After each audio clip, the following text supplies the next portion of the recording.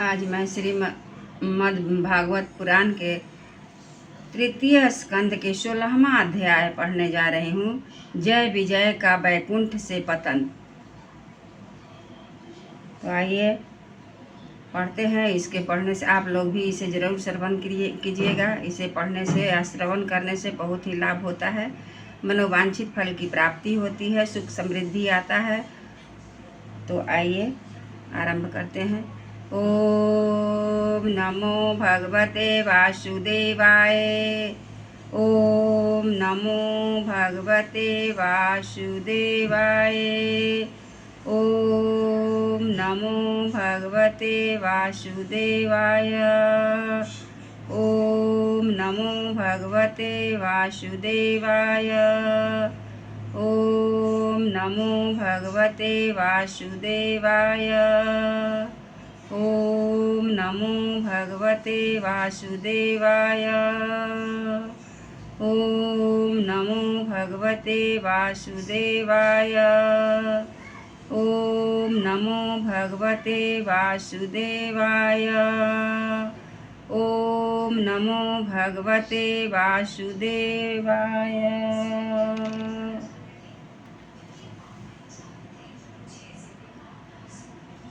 श्री ब्रह्मा जी ने कहा, देवगण, जब जोगनिष्ठ सनकादि मुनियों ने इस प्रकार स्तुति की, तब बैकुंठ निवास श्री हरि ने उनकी प्रशंसा करते हुए कहा।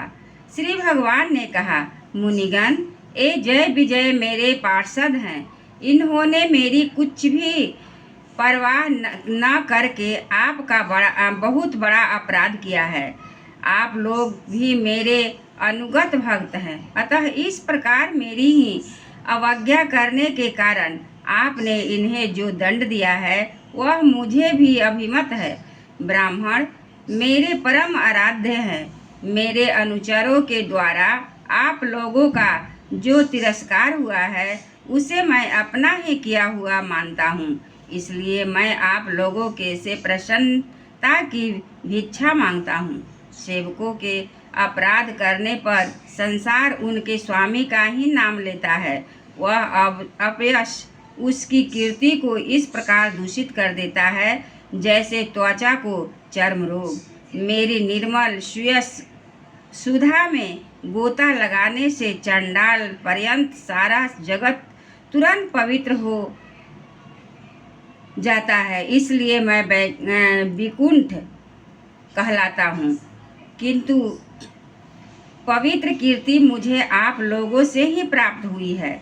इसलिए जो कोई आपके विरुद्ध आचरण करेगा वह मेरी भुजा ही क्यों न हो, मैं उसे तुरंत काट डालूंगा।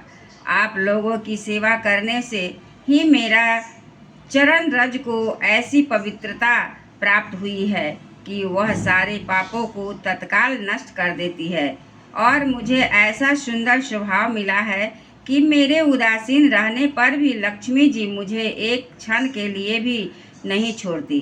तद्यपि उन्हीं के लेस मात्र कृपा कटाक्ष के लिए अन्य ब्रह्मा आदि देवता नाना प्रकार के नियमों में एवं व्रतों का पालन करते हैं, जो अपने संपूर्ण कर्म फल मुझे अर्पण कर सदा संतुष्ट रहते हैं। वे निष्काम ब्राह्मण ग्रास पर तृप्त होते हुए घी से तरह तरह के पकवानों का जब भोजन करते हैं, तब उनके मुख से मैं जैसा तृप्त होता हूँ,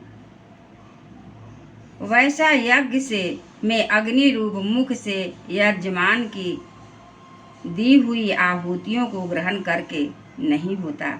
जोग माया का अखंड और असीम ऐश्वर्य मेरे अधीन है, तथा मेरी चरणोदक रूपिणी गंगा जी चंद्रमा को मस्तक पर धारण करने वाले भगवान शंकर के सहित समस्त लोकों को पवित्र करती है। ऐसा परम पवित्र एवं परमेश्वर होकर भी मैं उनकी पवित्र चरण रज को अपने मुकुट पर धारण करता हूँ। उन ब्राह्मणों के कर्म को कौन नहीं सहन करेगा ब्राह्मण, दूध देने वाली गौएं तथा अनाथ प्राणी ये मेरे ही शरीर हैं। पापों के द्वारा विवेक दृष्टि नष्ट हो जाने के कारण जो लोग उन्हें मुझसे भिन्न समझते हैं उन्हें मेरे द्वारा नियुक्त जजमान के गिद्ध जैसे दूत, जो सर्प के समान क्रोधी है, अत्यंत क्रोधित होकर अपनी चोंचों से नोचते हैं। ब्राह्मण तिरस्कार पूर्वक कटु भाषण भी करे तो भी जो उसमें मेरी भावना करके प्रसन्न चित्त से तथा अमृत धरी मुस्कान से युक्त मुख कमल से उसका आदर करते हैं, तथा जैसे रूठे हुए पिता को पुत्र और आप लोगों को मैं मनाता हूँ, उसी प्रकार जो प्रेम पूर्वक वचनों से प्रार्थना करते हुए उन्हें शांत करते हैं, वे मुझे अपने वश में कर लेते हैं। मेरे इन सेवकों ने मेरा अभिप्राय न समझकर ही आप लोगों को अपमान किया है, इसलिए मेरे अनुरोध से आप केवल इतनी कृपा कीजिए कि इनका यह निवास काल शीघ्र ही समाप्त हो जाए। ये अपने अपराध के अनुरूप अधम गति को भोग कर शीघ्र ही मेरे पास लौट आए। श्री ब्रह्मा जी ने कहा। ब्रह्मा जी कहते हैं, देवताओं, सनकादि मुनि क्रोध रूप सर्प से डसे हुए थे, तो भी उनका चित्त अंतःकरण को प्रकाशित करने वाली भगवान की मंत्रमयी सुमधुर वाणी सुनते सुनते तृप्त नहीं हुआ। भगवान की उक्ति बड़ी ही मनोहर और थोड़े अक्षरों वाली थी, किंतु वह अपनी इतनी अर्थपूर्ण, सारयुक्त, दुर्विज्ञ और गंभीर थी कि बहुत ध्यान देकर सुनने और विचार करने पर भी वे यह न जान सके कि भगवान क्या कहना चाहते हैं।